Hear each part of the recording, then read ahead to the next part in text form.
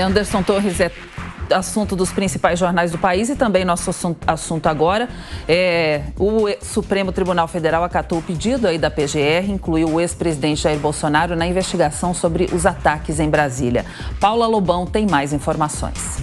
O ministro Alexandre de Moraes, do Supremo Tribunal Federal, aceitou o pedido da Procuradoria-Geral da República e vai investigar o ex-presidente Jair Bolsonaro no inquérito sobre os atos violentos em Brasília. A representação da PGR sugere que Bolsonaro encorajou publicamente a prática de crime ao postar no Facebook um vídeo no dia 10 de janeiro questionando a regularidade das eleições presidenciais de 2022.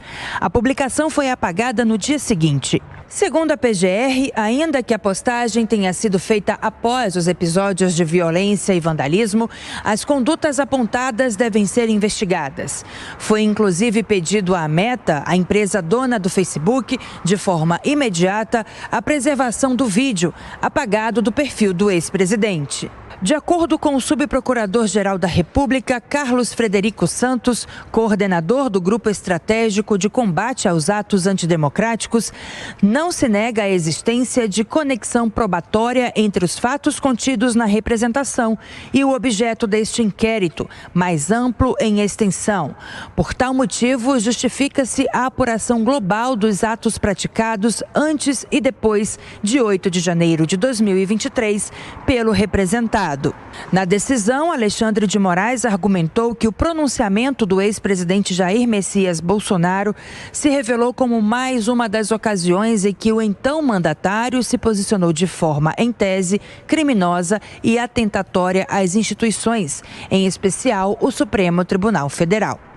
Essa é a primeira vez que formalmente Jair Bolsonaro é associado à apuração que trata dos atos de violência do domingo. Os advogados do ex-presidente divulgaram uma nota oficial dizendo que Bolsonaro sempre repudiou todos os atos ilegais e criminosos e sempre falou publicamente ser contra tais condutas ilícitas, assim como sempre foi um defensor da Constituição e da democracia. Ainda de acordo com a defesa do ex-presidente, em todo o seu governo sempre atuou dentro das 4 linhas da Constituição. Os advogados dizem ainda que o ex-presidente repudia veementemente os atos de vandalismo e depredação do patrimônio público cometidos pelos infiltrados na manifestação. Ainda segundo a defesa, Jair Bolsonaro jamais teve qualquer relação ou participação nos movimentos que classificaram como espontâneos realizados pela população. Além de determinar a preservação do vídeo postado no Facebook, o ministro Alexandre de Moraes mandou ouvir especialistas no que chamou de movimentos extremistas e em monitoramento de grupos de apoiadores de Jair Bolsonaro nas redes sociais.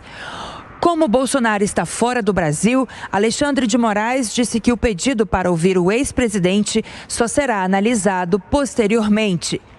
Ao todo, 7 inquéritos foram requeridos ao STF para apurar as responsabilidades pelos ataques e atos de violência nas sedes dos 3 poderes em Brasília. As apurações estão divididas em núcleos que buscam identificar executores, financiadores, autores intelectuais e instigadores e autoridades públicas envolvidas. Segundo a PGR, a metodologia visa a garantir a agilidade nas investigações e a apresentação de denúncias naqueles casos em que ficar comprovada a prática de crimes pelos envolvidos. O Coronel Tadeu, o Ministério Público aí vê a situação, esse caso como um grave, diz que a revelação aí da minuta encontrada na casa de Anderson Torres complica a situação jurídica de Jair Bolsonaro. Cláudia, vamos lá. Primeiro, esse vídeo foi postado após os atos de violência praticados no dia 8 de janeiro. Então, não tem relação nenhuma com os fatos. Segundo, o que eu percebo, os ataques ao ex-presidente Jair Bolsonaro, eles continuam, e continuam ainda de forma intensa. Seja, isso vem de todos os lados, inclusive do próprio judiciário. O presidente Bolsonaro, por 2 ou 3 vezes que eu me lembro, ele se posicionou claramente contrário a atos violentos, a atos de depredação.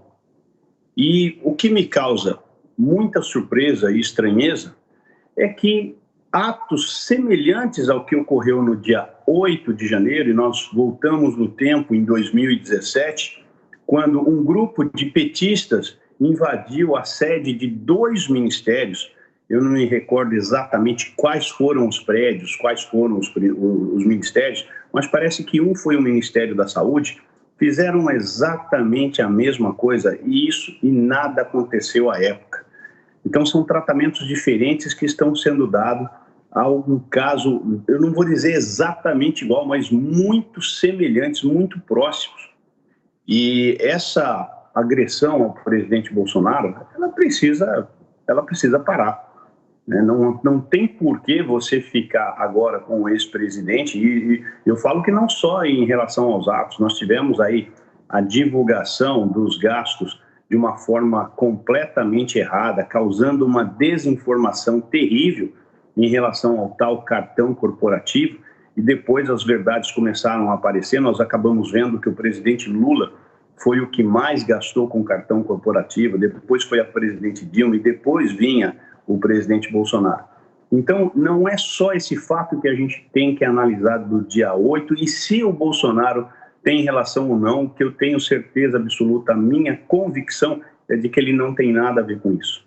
Sobre essa minuta de um decreto instalando um estado de sítio aqui no Brasil, que foi encontrada na casa do ministro Anderson Torres, é outra coisa que não tem absolutamente nada a ver com o ex-presidente Jair Bolsonaro.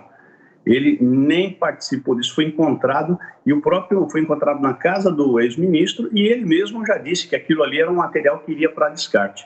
E a gente sabe muito bem, todo mundo recebe documento de todas as ordens, e obviamente ele deve ter recebido alguém que foi lá e ofereceu essa minuta para ele, para que ele estudasse, avaliasse. Ele simplesmente deve ter feito o que a maioria das pessoas fazem, pegam o documento, joga de lado e fala, daqui a pouco eu destruo isso, e acabou na correria não destruindo. Então, são muitos fatos que tentam imputar ao presidente e ele realmente está fora desse contexto. Aliás, ele está desde o dia 28 ou 29 fora do país, né? E fica muito claro, muito evidente que a participação dele foi nula.